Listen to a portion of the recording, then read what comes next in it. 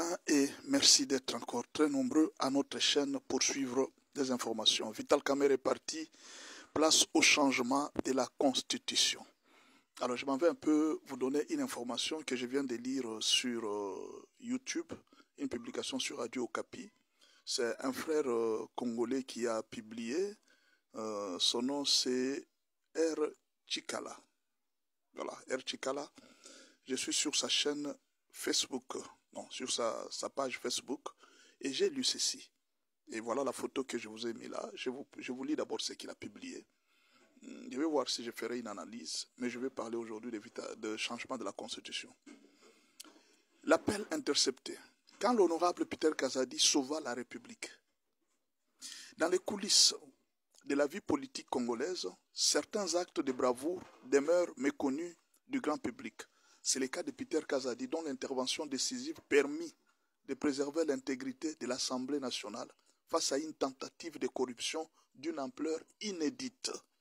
Qu'est-ce que Peter Kazadi a fait? Selon les informations issues des services congolais de sécurité, ça c'est notre frère sur sa page qui dit, un appel téléphonique aurait été intercepté entre Vital Kamerhe et Joseph Kabila. Au cours de cet échange, Kamerhe aurait sollicité la somme de 21 millions de dollars, destinée à corrompre les 21 membres de la commission temporaire chargée d'examiner la situation du bureau de l'Assemblée nationale, c'est-à-dire 1 million par chaque membre. Donc lui, c'était le président, je ne sais pas si à lui aussi on avait réservé un membre. Peter Kazadi était le président de cette commission, de 21 membres. Mais un homme a fait barrage. C'est qui cet homme? On parle de Peter Kazadi. Je ne fais pas sa publicité, je ne fais que lire ce que j'ai trouvé sur les réseaux sociaux. Mis au courant de cette manœuvre, Peter Kazadi prit une décision ferme et rapide. Il imposa que le vote ait eu lieu le jour même, lors du deuxième jour d'audition de certains membres du bureau. Ce geste, à la fois audacieux et stratégique, permit de court-circuiter le plan de corruption avant qu'il ne puisse se concrétiser.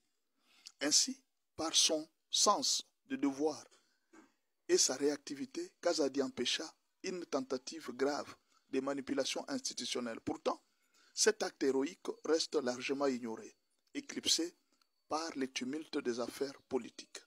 Mémoire collective, ça c'est la conclusion de M. Chikala. Il est temps que la mémoire collective reconnaisse ces moments comme un sursaut de dignité républicaine, car ce jour-là, Peter n'a pas seulement sauvé un vote, il a défendu l'honneur de la République. Je ne sais pas quelle relation M. Chikala a avec Peter Kazadi. Est-ce qu'il est membre de son parti? Est-ce qu'ils sont frères? Pourquoi il a écrit ça? Voulait-il la reconnaissance de... Ou bien alors lui aussi est patriote, comme nous autres? Il est en train juste de dire quelque chose qui est normal. Quelle analyse on peut faire par rapport à ça? Moi, je pense que, d'abord, en lisant l'information, les services de renseignement, oui. Intercepter les messages, oui. Ils interceptent beaucoup de messages. Même nous autres ici qui sommes des patriotes, nous sommes contrôlés d'une manière ou d'une autre, sans se rendre compte. On veut toujours savoir comment cet homme qui parle de la politique est informé de certaines choses. Mais alors on cherche à savoir d'où il tire les informations. Alors on contrôle tout appel. Mais on ne vous dira pas, vous ne saurez jamais. Le jour où vous allez faire une erreur de communiquer avec tel, c'est alors qu'on va vous voir la police devant vous. Et alors, il est possible que beaucoup de choses qu'on a reprochées à Kamerhe n'est pas seulement cette gestion opaque. Il y a peut-être aussi certains contacts que Joseph Kamerhe aurait pris avec des gens de l'extérieur. C'est possible. En tout cas, c'est possible. Mais aussi, beaucoup de choses. Est-ce que Kabila peut être aujourd'hui en contact avec Vital Kamerhe? Bon, les prises de position de Vital Kamerhe n'ont pas été trop éloignées de celles de Kabila. Notamment, Vital Kamerhe n'a pas condamné les massacres des Congolais à Bukavu. Vital Kamerhe a toujours prôné pour le dialogue. Vital Kamerhe n'a pas apprécié le deal entre la RDC et les États-Unis. De même position, un peu, de même position que Kabila, Vital Kamerhe les a toujours eues. Bon, c'est possible qu'il y ait une relation particulière, je ne sais pas. Mais je veux revenir sur les problèmes profonds, ou même l'avantage du départ de Vital Kamerhe. C'est le changement de la Constitution. Tout ce qu'on peut dire en politique, la vision actuelle de l'Union sacrée, il faut changer la Constitution pour permettre à Félix Tshisekedi de rester aussi longtemps que Kagame est au pouvoir. Oui, c'est très important que les Congolais sachent. Aussi longtemps que Kagame est au pouvoir, Museveni est au pouvoir, Denis Sassou Nguesso est au pouvoir, aussi longtemps que ces trois têtes et Lorenzo est au pouvoir, aussi longtemps que ces présidents-là sont encore au pouvoir, le président Félix Tshisekedi doit rester au pouvoir. Pourquoi? Parce qu'il a montré un certain patriotisme. Alors Vital Kamerhe était l'un des obstacles au changement de la Constitution. Vital Kamerhe n'était pas d'accord. Et dans les coulisses, il y a des gens qui ont dit que Vital Kamerhe aurait dit au président de la République, avant que je puisse accepter qu'on change la Constitution, ou bien que j'aligne les débats sur le changement de la Constitution, il faudra que tu nous rassures que tu ne vas pas te représenter en 2028. C'est normal, c'est constitutionnel. Alors cette condition-là ne pouvait pas plaire aux gens de l'Union sacrée s'ils ont des visions de maintenir Félix au pouvoir. Et puis un autre problème. Un autre problème. Est-ce que le président Félix Tshisekedi peut compter sur un dauphin?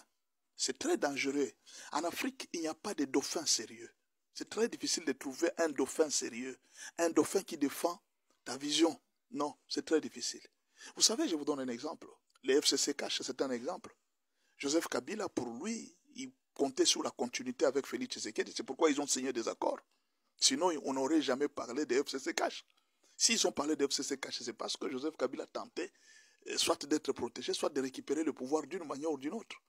Mais il a été trahi par ses proches, qui ont changé. Joseph Kabila comptait sur sa majorité pour renverser Félix d'une manière ou d'une autre. Mais Joseph Kabila a été trahi par sa majorité. Vous comprenez? Ce qui fait que même s'il mettait un dauphin, Shadari pourrait, à un moment, quand Shadari se sent coincé, il pouvait un jour renverser la tendance. C'est-à-dire, quand vous êtes président, c'est fini. Vous pouvez changer la tendance. C'est ce que le président Félix Tshisekedi a fait. Mais son dauphin aussi peut lui faire la même chose. Les dauphins peuvent venir, il s'entend avec les Américains, on lui propose autre chose que ce que son maître propose. Mais finalement, il change. D'où il n'y a pas quelque chose qui rassure que si vous choisissez un dauphin, ce dauphin va nécessairement continuer votre vision. C'est très difficile. On a vu aujourd'hui au Sénégal, celui qui était plus populaire, c'était Sonko. Mais Sonko a laissé à son frère ou à son demi-frère d'être à sa place parce qu'il craignait qu'on puisse lui refuser la candidature et ils auraient perdu. Et son frère est devenu président, l'actuel président sénégalais. C'est le frère de Sonko. Il l'a laissé devenir président. Et il est devenu président. Mais à un moment, vous allez sentir qu'il y avait des problèmes entre eux. L'actuel président ne respectait plus ce que Sonko voulait. Vous comprenez? Ce qui fait que cette histoire de dauphinat, je ne sais pas si le mot existe, en Afrique, n'est pas quelque chose qui est très sûr. Et aujourd'hui, Félix Tshisekedi, si il quitte le pouvoir, il signe sa mort. Ça, vous devez le savoir. Le changement de la Constitution, c'est question de vie ou de mort de Félix Tshisekedi. Parce qu'à l'heure actuelle, il faut reconnaître, Félix Tshisekedi a multiplié un grand nombre d'ennemis. De sorte que le jour où il va quitter le pouvoir, il sera sans protection. Le président Félix Tshisekedi pourra être traqué, arrêté et même tué. Vous le savez. Ce qui fait que, pour ne pas mourir si tôt, avec Kagame au pouvoir, Denis Sassou Nguesso au pouvoir, si Kagame quittait le pouvoir, c'est mieux, mais Kagame va jusqu'en 2034. Vous comprenez un peu? Kagame va jusqu'en 2034. Il pourra se venger contre lui à n'importe quel moment. Il sera vulnérable. Par exemple, aujourd'hui, Kabila est vulnérable. Il n'a plus la même sécurité qu'il avait avant. Kabila vit aujourd'hui de la sécurité des pays comme la Namibie, l'Afrique du Sud, ou même ces pays qui le reçoivent, le Kenya. Mais en réalité, Kabila n'a plus de sécurité. Il est devenu vulnérable. Si aujourd'hui même Kagame veut le tuer, il va le tuer facilement. Vous comprenez?